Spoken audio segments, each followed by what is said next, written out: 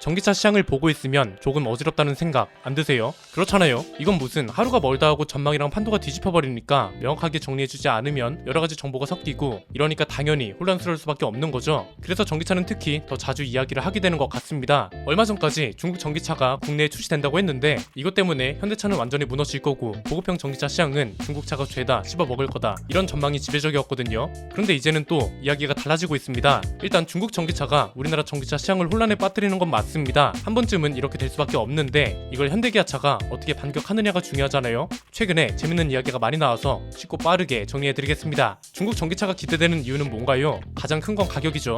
우리나라에 들어오면 아이오닉5보다 1000만원이나 저렴하다고 하는데 아이오닉5 시작 가격이 4790만원이고 1000만원 저렴하면 3790만원이고 중앙정부랑 지자체 보조금 평균이 1000만원 정도니까 2000만원대로 살 수 있는 거죠. 제일 대표적인 게 비아드입니다. 일본은 이미 진출을 했고 올해 상반기에는 한국 시장에 진출할 예정이라고 하잖아요. 공식 홈페이지도 만들고 전기차 6종의 상표권도 출원하고 여러모로 국내 진출에 박차를 가하고 있습니다. 비아드가 진출한다는 소식에 가장 궁금했던 건 뭔가요? 가격도 저렴하고 디자인도 괜찮고 유럽 인증받은 거 보면 충돌 테스트 결과도 우수하고 주행 가는 거리도 괜찮습니다. 유일한 단점이 메이드 인 차이나라는 건데 이걸 가격이 과연 꺾을 수 있냐 이거죠. 이게 지금은 어느 정도 가닥이 잡혀서 자료만 몇 가지 보면 어렵지 않게 전망할 수 있습니다. 첫 번째는 왜 중국 전기차가 유독 위협한다, 반란이다 이런 말을 듣냐 이겁니다. 여기서 베트남 차랑 비교하면 체감이 쉽습니다. 베트남이 지금 밀고 있는 대표적인 자동차 회사가 빈페스트죠. 빈그룹이 엄청난 자금을 투입해서 글로벌 시장에서 자리를 차지하려 하고 있습니다. 이건 중국 차랑 비슷합니다. 중국 자동차 회사도 막대한 자본력으로 밀어주고 있기 때문에 급성장하고 있는 건데 왜 현대차를 잡고 싶어하는 빈페스트는 안 되고 중국 전기차는 전 세계를 위협하고 있냐 이겁니다.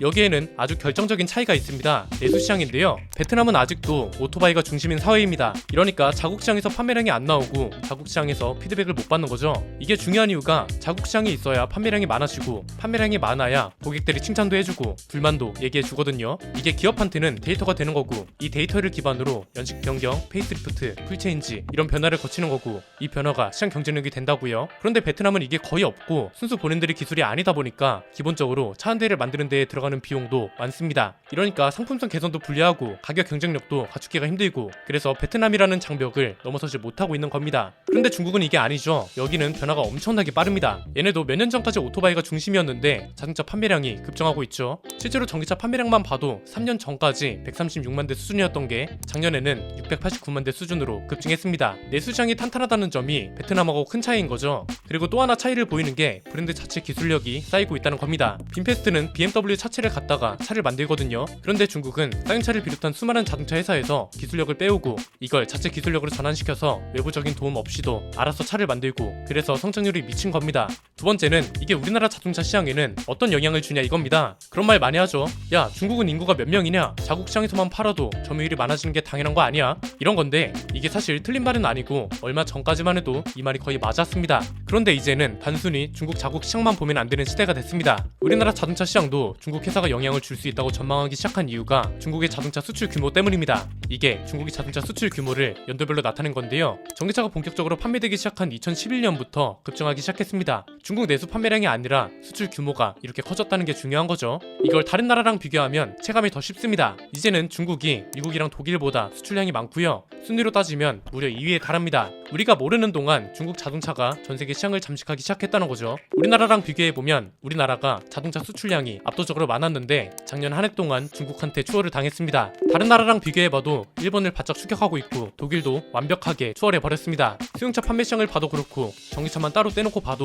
마찬가지입니다. 작년 글로벌 전기차 판매량이 1030만 대에 달한다고 합니다. 그리고 올해 전망치는 1360만 대에 달한다고 하는데 이 중 800만 대, 100분율로 따지면 60%에 가까운 비율을 중국이 차지할 거라고 합니다. 이미 전 세계적으로 시장을 잠식하고 있는데 한국 시장만 영향이 없다면 그게 더 이상한 거죠. 중국차가 점유율 싸움에서 유리한 이유는 뭐라고 말씀드렸나요? 가격이 제일 크다고 했잖아요. 이미 5천만 원 이상 전기차 시장은 테슬라, 현대기아차, 폭스바겐, GM, 포드 이런 글로벌 브랜드가 먹은 지 오래고 그 아래 4천만 원대 전기차 시장은 비어있다고 말씀드렸잖아요. 여길 중국이 먼저 먹기 시작했다, 이렇게 보시면 됩니다. 그래서 우리나라 자동차 시장도 대혼란이 한번 있을 겁니다. 지금은 중국 차라서 꺼려야지만 저렴한 가격으로 밀어붙이면 어쩔 수 없이 수요가 발생할 수밖에 없습니다. 국산차를 사고는 싶은데 내가 원하는 가격대가 없으면 눈을 돌리는 게 당연하죠. 세 번째는 그래서 결국 중국 전기차가 한국 시장도 지배할 거냐 이건데, 얼마 전까지만 해도 이 전망이 지배적이었거든요. 그런데 저는 여기에 변수가 생겼다고 봅니다. 원래는 중국 전기차가 비어있는 시장을 지배할 수 있는 조건이 많았습니다. 일단 중국 전기차처럼 저렴한 국산 전기차가 없다는 게 가장 큰 이유였고, 이 가격 경쟁력이 시장 장악까지 가능하게 만들어준다는 근거는 우리나라 시장이 너무 개방되어 있다는 거였습니다. 별다른 조건 없이 보조금을 받아갈 수 있으니까 중국 브랜드가 시장을 갖고 놀 수 있다는 거였죠. 그런데 이 전망도 이제는 수정이 되어야 할 것 같습니다.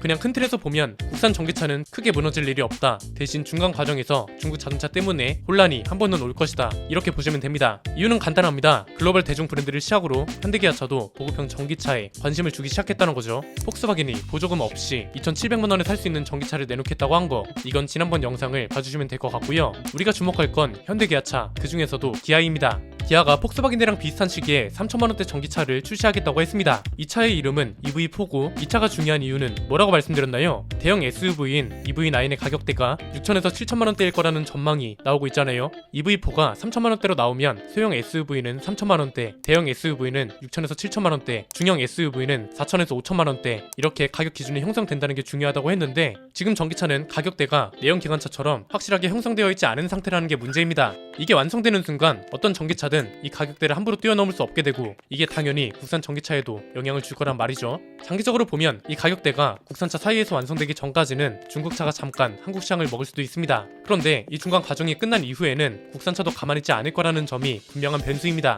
그리고 환경부가 보조금 정책에 살짝 자국 우대 정책을 넣었다는 것도 포인트입니다. 아직 확정된 건 아닌데 올해 보조금 기준 개정안을 보면 이렇습니다. 직영 서비스 센터가 있으면 보조금을 100% 지급하고, 없으면 보조금을 최대 250만 원이나 깎아버린다는 기준이 있는데, 이것까지 더해지면 중국 전기차가 마냥 유리하다고만 볼 수는 없게 되는 거죠. 왜냐면 이 기준대로라면 국산차는 가격 기준만 맞으면 보조금을 100% 받을 수 있거든요. 독일차는 그나마 서비스 센터나 인프라가 잘 되어 있는데, 미국이나 일본차만 봐도 비교적 서비스 센터가 부족하다고요. 그런데 중국차는 이제 진출하는 거고, 서비스 센터를 한 번에 구축할 수 없다는 점도 있기 때문에 중간 과정에서는 잠깐 빛을 볼 수 있으나 결국 나중에는 국산차가 다시 시장을 탈환하지 않을까 싶네요. 오늘 내용은 여기까지입니다. 내용이 유익하셨다면 구독과 좋아요, 알림 설정 부탁드립니다. 지금까지 저는 안피디였습니다. 감사합니다.